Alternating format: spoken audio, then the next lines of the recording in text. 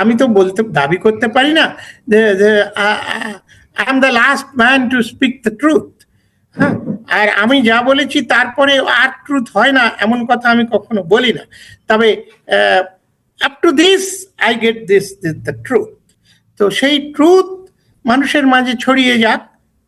বছরের প্রথম সকলকে আমরা আমাদের পাঠক, দর্শক, বন্ধু, এমনকি যারা আমাদের ক্রিটিসিজম করে আমাদের আরো বেশি মদত করে, ক্রিটিসিজমকে আরো বেশি মদত বলি, ক্রিটিসিজম করে বলেই আমি আরেকটু সঙ্গে সঙ্গে বইপত্র ঘেটে দেখি how far I was correct আর হাউ ফার দে আর, যে আমাকে সাহায্য করে আজকে সেই তাদেরও আমি অনেক অনেক ধন্যবাদ জানালাম। বছর তো শুরু, তুমি তো এরপরে আরো আরো করবে, আমি তৈরি আছি। আমরা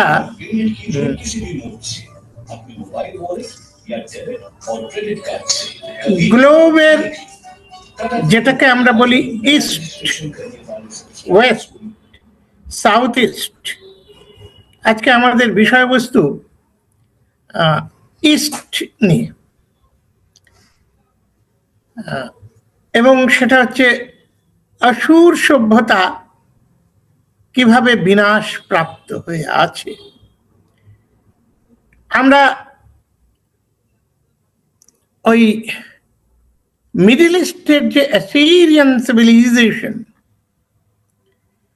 বা সেই অসুর নগরের যে সভ্যতা, অসুর রাজা, অসুর বাণীর পাল, অসুর নাসির পাল, এই যে সুমেরিয়ান সভ্যতা, এমনকি যেটা চলে যাবে সেই একেবারে ইজিপ্ট পর্যন্ত, আমরা সেই মিডল ইস্ট কিংবা ওদিকের সভ্যতা,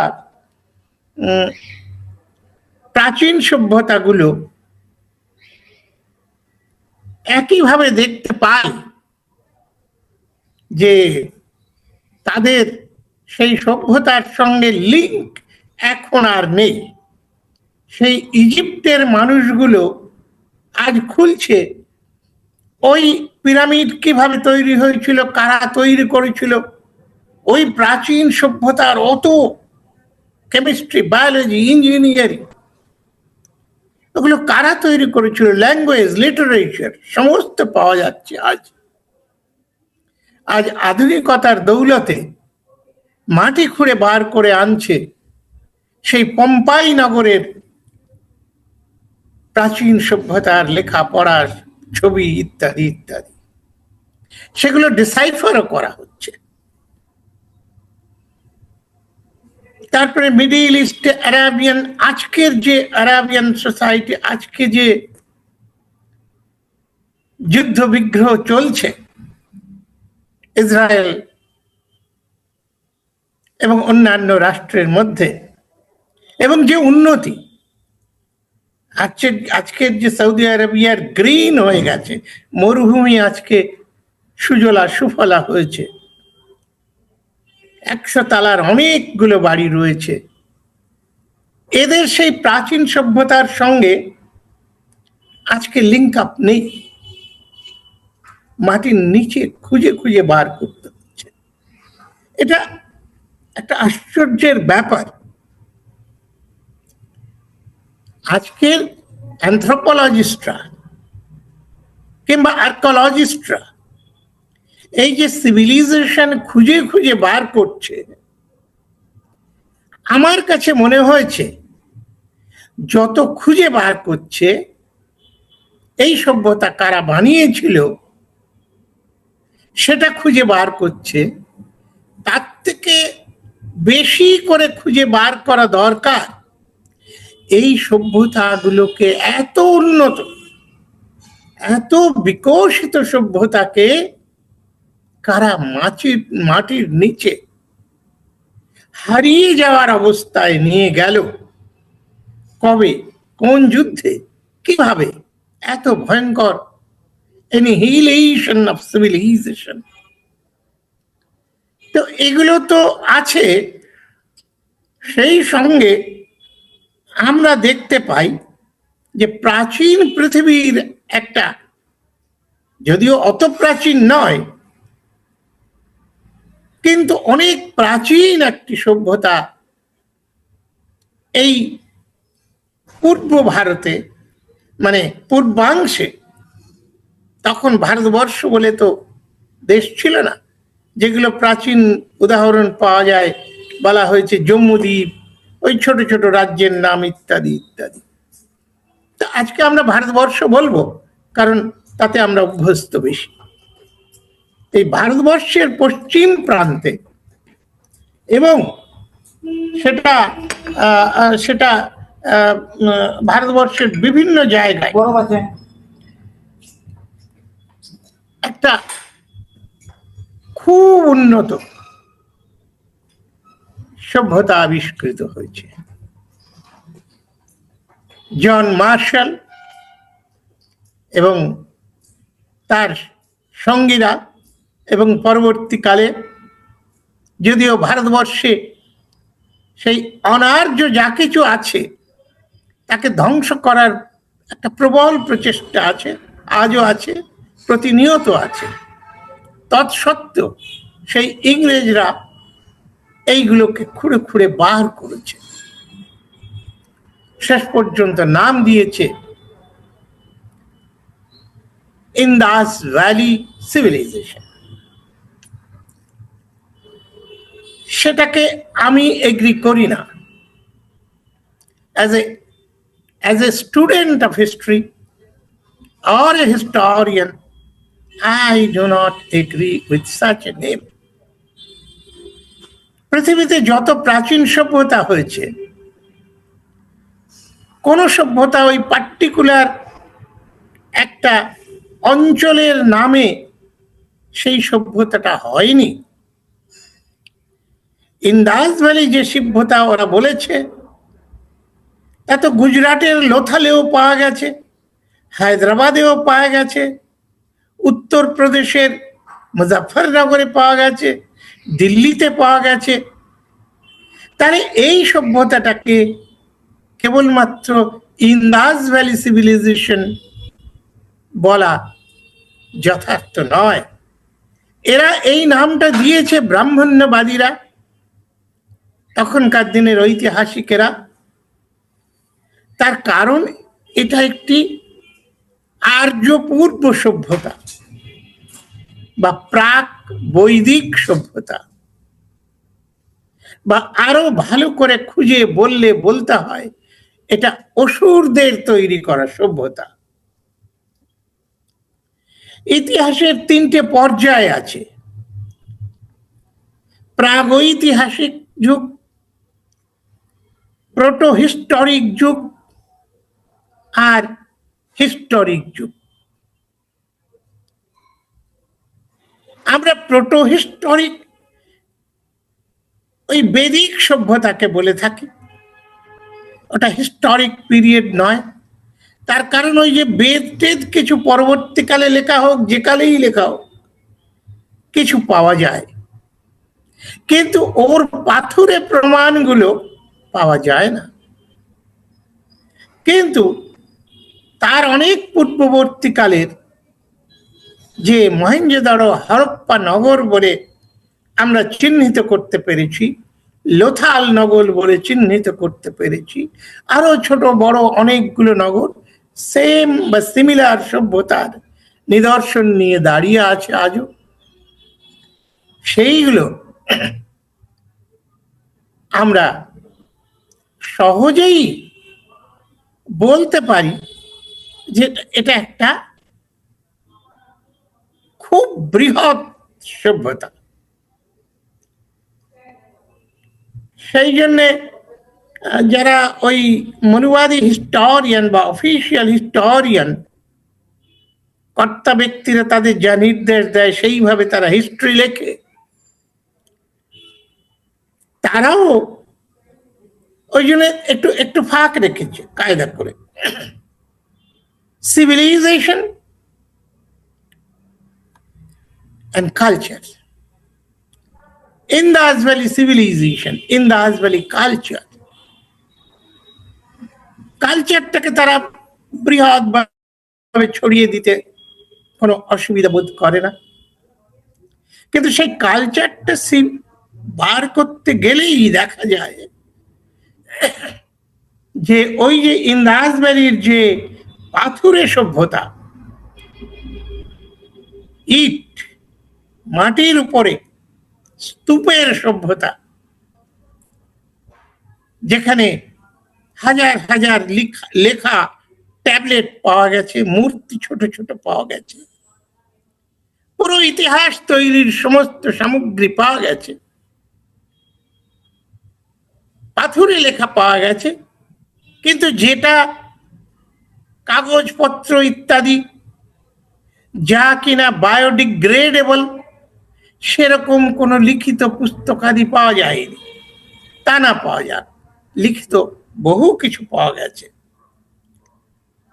আর একটা জিনিস আমি বলতে চাই যে লিখিত পাওয়া গেছে, সেটা হচ্ছে ইমিডিয়েটলি পরবর্তীকালে কিংবা যারা এই সভ্যতাকে ধ্বংস করে দেখেছিল তারা যেটা লিখে গেছে, তাদের মেমোরি থেকে হোক বা ইমিডিয়েটলি পরবর্তীকালে হোক, বা লেখককে দিয়ে লিখিয়ে নেওয়ার কথাটা এই জন্যে আমি বলছি, কারণ বেদেই বলা হয়েছে বা আর্য সভ্যতায় বলা হয়েছে, ব্রাহ্মণ সভ্যতায় বলা হয়েছে যে বৈদিক আর্যরা লিখতে বা পড়তে জানতো না, সুতরাং লেখা হয়েছিল অনেক পরে, সেটা ওই অনার্য অসুরদের দিয়েই লিখিয়েছিল। সেই জন্য দেখবেন কায়দার সমস্ত গল্প আছে। বেদব্যাস যখন রামায়ণ মহাভারত ইত্যাদি ইত্যাদি লেখে, তখন উনি লিখতে তো জানেন না, বলতে পারেন। সুতরাং নিয়ে এলো কাকে? নিয়ে আয় গণেশকে, নিয়ে আয়। গণেশ অনার্য, সেই অনার্য গণেশকে বললে তুমি লিখবে। লেখায় একটা শর্ত আছে, সুন্দর শর্ত, যে আমার বলা যেই, গণেশ বললে যে আপনার বলা যেই শেষ হয়ে যাবে, আমি কিন্তু শেষ হয়ে যাব, আর লিখবো না। এরা একটা কম্প্রোমাইজ হলো, ঠিক আছে, যতক্ষণ বলবো ততক্ষণ তোমায় লিখতে হবে। তাহলে এই যে অপরকে দিয়ে লিখিয়ে নেওয়া, তো যেভাবেই হোক এই গল্পগুলো বা এই কাহিনীগুলো বা এও এক ইতিহাসের বাহী যে বিষয়, সেগুলো অত্যন্ত গুরুত্বপূর্ণ। আজকে গলাটা ঠিক নেই, তো তার মধ্যে থেকে আমাদের বুঝে নিতে হবে যে কি বলতে চাইছে বা কি হলো। তাহলে এই যে ইন্দাস ভ্যালিতে পাথুরে এত কিছু পাচ্ছে, বড় বড় নগ, বড় বড় সমস্ত বিষয়বস্তু একেবারে সামনে। আমি লোথালে গিয়েছি, সেই লোথালে যখন দাঁড়িয়ে আছি, ইটগুলো দিয়ে একজন আর্কিওলজিস্ট এসে বললেন, স্যার দেখুন, এই যে আমরা নতুন ইট দিয়ে কোনো কোনো জায়গায় তৈরি করেছি, ওগুলো আপনি এখান থেকে ছুঁড়ে মারুন, ভেঙে যাবে, কিন্তু এই যে 4000 বছর আগের যে পুরনো ইট, আপনি ওই উঁচু জায়গা থেকে জোরে ফেলুন, ভাঙবে না। I try, it's not broken. তো এত ডিফারেন্স আছে। তো এই সমস্ত জিনিসের লিখিত স্মৃতি এরা বেদ, পুরাণ ইত্যাদি ইত্যাদি কাহিনীতে এই আর্য আক্রমণকারীরা লিখে রেখে গেছে। সেই জন্যে ওইগুলোকে ধরলে আসলে আর প্রোটো হিস্ট্রি থাকে না।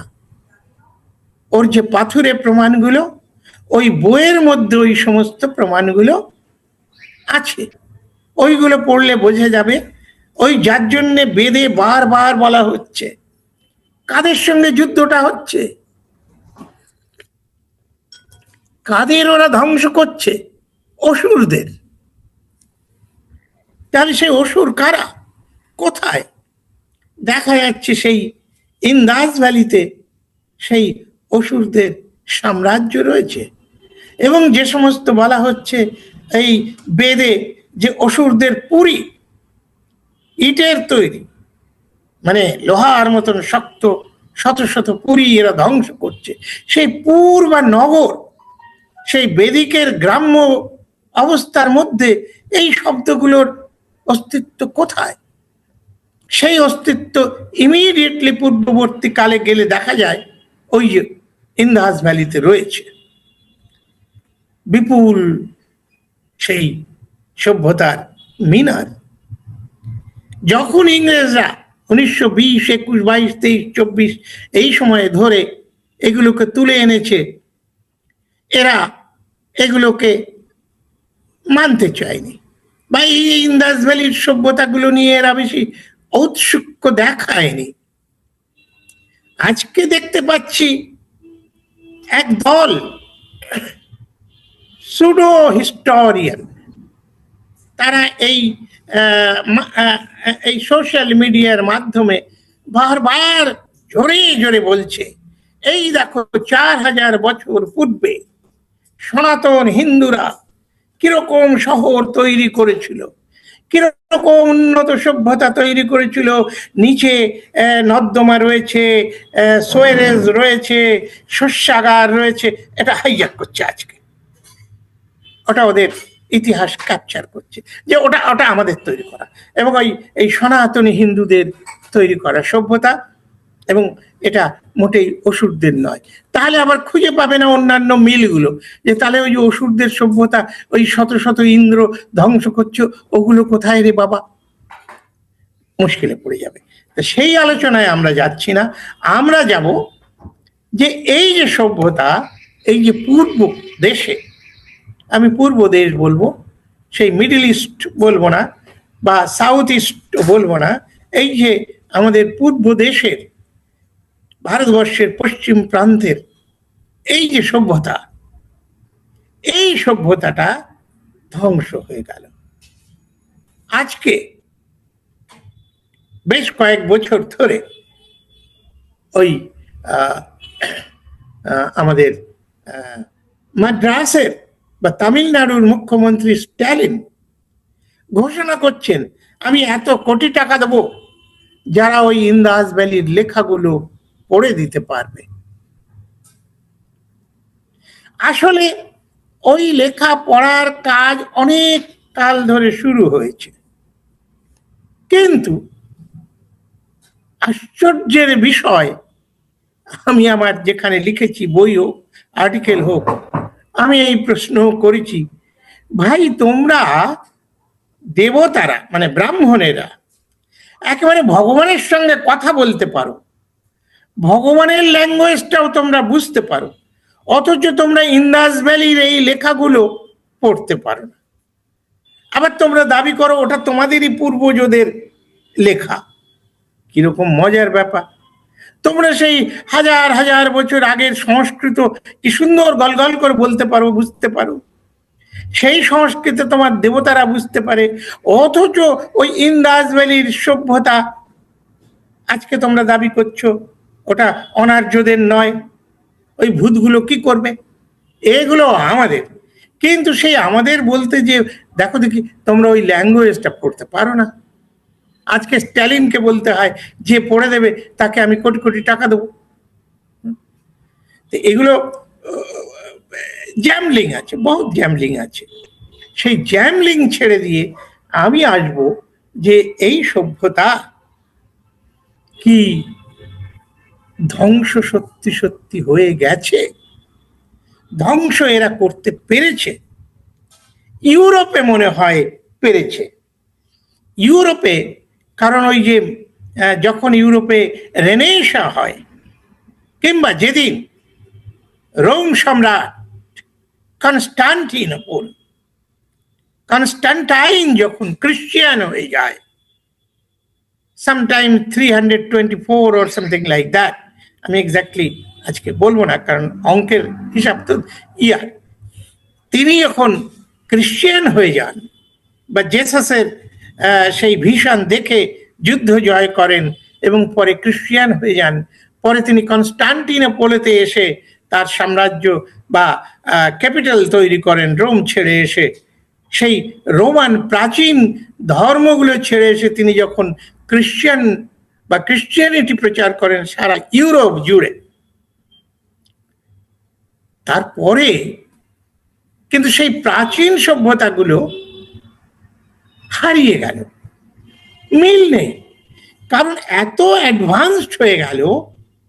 কনস্টান্টিনোপল, বাইজেন্টাইন সাম্রাজ্য, ইসলামিক সাম্রাজ্যের সেই যে উত্থান বিকাশ, তার সঙ্গে পাল্লা দিতে যে এই যে যাকে বলে ওরা বলেছে রেনেসাঁ, সেই রেনেসাঁর ধাক্কায় প্রাচীন পৃথিবীর সঙ্গে এই পৃথিবীর এত অমিল যে ওদিকে ফিরে আর হয়তো কেউ তাকায়নি। সেই জন্য ইতিহাসের লিঙ্ক ছুটে গেছে, পিরামিডটা রয়ে গেছে, কিন্তু তার যে কালচারাল যে লিঙ্কটা, সেই লিঙ্কটা হারিয়ে গেছে। যেমন ওই রোমে before Christianity, before saint Constantine সম্রাট, তার আগের কালের যে ওই কবর, প্রাচীনকালেও কবর দিত, সেই সুন্দর কবর, হাজার হাজার কবর একসঙ্গে যত্নে ল্যান্ড অফ পিস বানিয়ে লিখেছে। ওই ওই কবরগুলো আজও আছে। সেই কি যেন বলে ওটার নাম, সুন্দর নাম, এই জাস্ট স্লিপ হয়ে গেল। যাই হোক, তো সেগুলো আছে, কিন্তু তারা সরে এসেছে। আজকে মডার্ন যুগে সেটা নেই। এত বেশি ডিফারেন্স যে ওই কালচারাল কানেকশনটা কেটে গেছে, কিন্তু প্যান্ডিয়ানটা আছে, তার প্রাচীন কালচারটা আছে, সেই অসাধারণ সৌধটা আছে। আর্কোলজিতে কোনো অসুবিধা হবে না বলতে যে আমরা এত সভ্য ছিলাম, আমাদের এই এই সভ্যতা। কিন্তু এই যে পরবর্তীকালে রেনেসাঁ যে স্তরে পৌঁছে দিয়েছে, ভারতবর্ষে কিন্তু কোনো রেনেসাঁ হয়নি। এটা এই যে আর্য ব্রাহ্মণদের হাতে পড়ে এরা কোনো রকম রেনেসাঁর জন্ম দিতে দেয়নি। গত 1000 বছর, 3000 বছর, 5000 বছর, ওরা বলে শ্রীকৃষ্ণের জন্ম নাকি 5 লক্ষ বছর পূর্বে। আমি সেটাও যদি ধরি, এত লক্ষ বছরের মধ্যে কোনো রেনেসাঁর জন্ম হয়নি, হবে কি করে? বলা হচ্ছে কই শুধু বামুনগুলো ছাড়া, ভূদেবতাগুলো ছাড়া, ওই সংস্কৃত ছাড়া কোনো লেখাপড়ার বিষয় নেই। তা রেনেসাঁ আসবে কোথা থেকে? Without knowledge. রেনেসাঁ বৃক্ষের বীজটা তো এডুকেশন, ডেভেলপমেন্টের বীজটা তো এডুকেশন। তো সেই এডুকেশনের গোড়ায় ওরা কেটে রেখেছে, যার ফলে ভারতবর্ষে ওই বুদ্ধিস্টরা কিছু বিশ্ববিদ্যালয় ইত্যাদি বানিয়েছিল, তারপরে এই ব্রাহ্মণ্যবাদীরা সেটা ধ্বংস করে দিয়েছে। তার আগেও ইন্দাস ভ্যালির গুলো ধ্বংস করেছে। সেই ইতিহাসে আমি যাব না, আমি ওই ধ্বংসের ব্যাপারটায় যাব একটু, এখান থেকে বেরিয়ে যেই। তো এই যে ধ্বংসলীলা, তারা কিছুই তৈরি করেনি। সভ্যতা বিস্তার ঘটানোর রেনেসাঁর কোনো ব্যবস্থা করেনি। অন্ধকার রাজত্ব, যেটা এখন আবার ওরা বলছে যে আমরা ব্যাক টু বেদেস, সেই অন্ধকার রাজত্বে ফিরে যাব, আমরা সতীদাহ করব, আমরা অচ্ছুতদের জন্তুর মতন যা খুশি মারব, এইসব ওরা আবার করবে, ফিরে যাচ্ছে ব্যাক টু বেদেস। এবং পৃথিবীর অন্যান্য শক্তিগুলো ওদের মদত দিচ্ছে। হ্যাঁ, এই ভারতবর্ষে 100-200 কোটি এই লেবার, একদম জন্তু জানোয়ার, যাদের শোষণ করা যাবে পৃথিবীর অন্যান্য জায়গায় আমরা কাজকর্ম করব না, তোমরা এগুলোকে এরকম লেবার মার্কেট বা ইন্ডাস্ট্রিয়াল এরিয়া, দূষিত এরিয়া করে রেখে দাও, ওরাও মদত করছে। সুতরাং এটা ওরা করে ফেলবে, এই বা আমরা এটা করে ফেলবো, যে ওই প্রাচীন বৈদিক যুগের মতন সমস্ত অন্ধকার আচ্ছন্ন ওই কোনো রেনেসাঁর ব্যাপার নেই। এই রেনেসাঁ না হওয়ার কারণে কিন্তু যে কথায় আসবো, যে এই সিভিলাইজেশন কি ধ্বংস হয়ে গেছে? না, ধ্বংস হয়নি। কারণ ওই যে সিভিলাইজেশন, ওই যে কালচার নিম্ন পর্যায়ের, তো এই রেনেসা যেহেতু পরবর্তীকালেও হয়নি, সেই অন্ধকার কন্টিনিউ করেছে বা সেই সভ্যতার বিকাশহীন অবস্থা কন্টিনিউ করেছে। তাই ওই ইন্দাস ভ্যালির অসুর সভ্যতা, আমি এই সভ্যতার নাম দিই অসুর সভ্যতা, তার কারণ ওই বেদে বারবার লেখা হচ্ছে আমি অসুরদের শতনগর ধ্বংস করেছি, আমি অসুরকে ধ্বংস করেছি। অসুরদের নামও আছে, নগরগুলো আছে, সমস্ত কিছু আছে। ওগুলো মেলালে টেলালে বোঝা যাবে। ইতিহাসকে আমরা যদি রিকনস্ট্রাক্ট করি তাহলে বোঝা যাবে যে এটা প্রি হিস্টোরিক নয়, এটা হিস্টোরিক।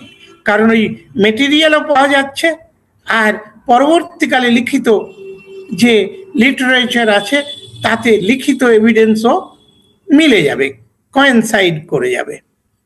তো ওই যেটা কিছুদিন আগে রমিলা থাপার তার জন্মদিনে বলছিলেন একটা ইন্টারভিউতে, কারণ থাপার দুর্ধর্ষ মানুষটা একটা ইন্টারভিউ নিচ্ছিলেন, রমিলা থাপার বললেন দেখো হিস্ট্রিটা গল্প কথা না, ওটার প্রমাণ চাই। এবং প্রমাণটা আবার কেমন হবে? প্রমাণটা বিশ্বাসযোগ্য হতে হবে, প্রমাণটা র্যাশনাল হতে হবে। তো এই র্যাশনাল প্রমাণগুলো ওই বেদ পুরাণ আর ওই ইন্দাস ভ্যালির যে সমস্ত পাথর আছে সব মিলিয়ে পাওয়া যায়। তা এখন কোথায় ও বেঁচে আছে? মরেনি। ওই যেটা আমাদের বিষয়বস্তুতে ধ্বংস একদিকে ও হয়ে গেছে, কিন্তু ও আজও বেঁচে আছে। কেন বেঁচে আছে? তার কারণ ইউরোপের মতন ওই অতখানি জাম্পিং করে যাওয়া যে কালচারাল রেভলিউশনারি আপলিফটমেন্ট বা আফেবলস, সেটা হওয়ার সুযোগ পায়নি।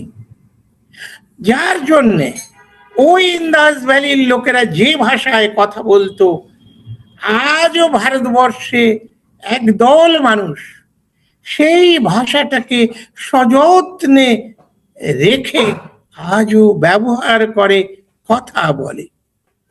কারা তারা? তারা হচ্ছে এই পশ্চিমবঙ্গের সাঁওতাল পরগনায় যে সাঁওতালরা আছে, এই সাঁওতালরা হচ্ছে এই সাঁওতাল পরগনা থেকে ৩০০ মাইল দূরে যে ইন্দাস ভ্যালি, এবং ৩০০০ বছর পূর্বের যে ইন্দাস ভ্যালির অসুর সভ্যতা, যারা ওই সভ্যতা গড়ে তুলেছিল, তার বর্তমান প্রজন্ম। ওই জন্য সাঁওতালরা আজও তাদের ভাষায়, তাদের যে মন্ত্রতন্ত্র, তাতে ওই ল্যাঙ্গুয়েজগুলো লিখে রাখে। এবং এরপরে ওই যে মিস্টার লেনিন যেটা, স্ট্যালিন যেটা বলছে যে আমরা ওটা দেখতে চাই, কেউ পড়ে দিক, সেই পড়ার কাজ করেছে একজন এনকে ভার্মা। উনি বিহার গভর্নমেন্টে ওই ট্রান্সপোর্ট ডিপার্টমেন্টের অফিসার ছিলেন, আর ওনার বস ছিল মিস্টার অরুণ পাঠক, বিহার কাডারের খুব দুর্ধর্ষ একজন আইএএস অফিসার। ওরা দুজনে, এই বইপত্র কোথাও পাওয়া যায় না, খুব মুশকিল। আমি এখানে ওখানে দেখেছি অনেক কষ্টে। আমার একজন ভক্ত কেরালার, সে বিপদে পড়েছে এই আমার কথা বলে বলে, তারা ওখানে প্রায় মার খায়, তুমি এসব কি কথা বলছো, বলে এর প্রমাণ কথা, বলে মিস্টার এস কে বিশ্বাস। তো এস কে বিশ্বাস কোথায় পেলেন? তখন আমার কাছে এসেছে দিল্লিতে, স্যার বলুন ওদের ঠিকানাটা বলুন, আমি যাব। বলে খুঁজে পাবে কেন? বলে স্যার আমি পুলিশ ছিলাম, আর সে মুসলমান হয়ে গেছে ততদিনে, সুতরাং মুসলিমরা ওকে অনেক পয়সা দিয়েছে, যাও তুমি খুঁজে আনো এই বই। সেই খুঁজে আমি তখন অ্যাড্রেসটা একটু দিয়ে দিলাম, যেটুকু আমি খুঁজে পাইনি। আমার আইএএস বন্ধুদের বলেছি, ভাই এই বই ছাপা হয়েছে, দাও। বইটার নাম হচ্ছে ইকোজ অফ ইন্দাস ভ্যালি। এই হচ্ছে সেই বইটা, ইকোজ অফ ইন্দাস ভ্যালি। তো এই ইকোজ অফ ইন্দাস ভ্যালি আমাকে কোনো আমার বন্ধুরা পাটনায় দিতে পারেনি, কিন্তু এই যে পুলিশটা ওই ধাক্কা মুক্কা খেয়ে কেরল থেকে ছুটে গেছে এই বই নিতে, 10খানা নিয়ে এসেছে খুঁজে খাজে, এবং আমাকে একটা কপি দিয়ে গেছে। সেই একটা কপি আমি দিলাম, দেখালাম আপনাদের। এই ইন্দাস ভ্যালিতে ওই অরুণ পাঠক চালাক লোক, তো বামুন লোক, আইএএস, এদের থেকে শয়তান তো হয় না। হ্যাঁ, এরা সব পারে। এরা যেমন ভালো, আবার তেমন কাউকে যদি মারতে চায় তাকে এমন মার দেবে সে আর উঠবে না। তো অরুণ পাঠকজি আমার পরিচিত। অরুণ পাঠকজি বইটা যখন হাইজ্যাক করতে ওস্তাদ তো আমরা, তো ওই সেই জন্য প্রথম নামটা হচ্ছে অরুণ পাঠক, তারপরে এনকে ভার্মা, যেন অরুণ পাঠকই সব করেছে। আসলে অরুণ পাঠকের সাবঅর্ডিনেট ছিল। অরুণ পাঠক ওকে ওই সাঁওতালদের মধ্যে যে এইগুলো রিসার্চ করবার সুযোগ করে দিয়েছিলেন। মাত্র 32টা পাতা উনি উঠিয়ে রেখেছেন, সেইগুলোই ছেপেছেন, এবং অরুণ পাঠক ছেপেছে বলে এইগুলো ছাপা হয়েছে। আদারওয়াইজ ভার্মা, আমার বিশ্বাস হি হ্যাজ বিন কিল্ড। যাই হোক, সে ব্যাপার আলাদা, সে তো মরবে। কারণ এই যে বলবে যে আমি ইন্দাস ভ্যালি পড়তে পারি, ইন্দাস ভ্যালি এই এই এই এই লেখা ছিল, সমস্ত বামুনের বিরুদ্ধে, বেদ ব্রাহ্মণের বিরুদ্ধে যাবে, তাকে বাঁচতে দেবে? কিন্তু এই এনকে ভার্মা, আমি জানি লন্ডনে যে বক্তৃতা দিয়েছে, জেএনইউতে যে বক্তৃতা দিয়েছে, অন্যান্য অনেক ইউনিভার্সিটিতে যে বক্তৃতা দিয়েছে, যে আমি এই আই হ্যাভ ডিসাইফার্ড দিস ল্যাঙ্গুয়েজ।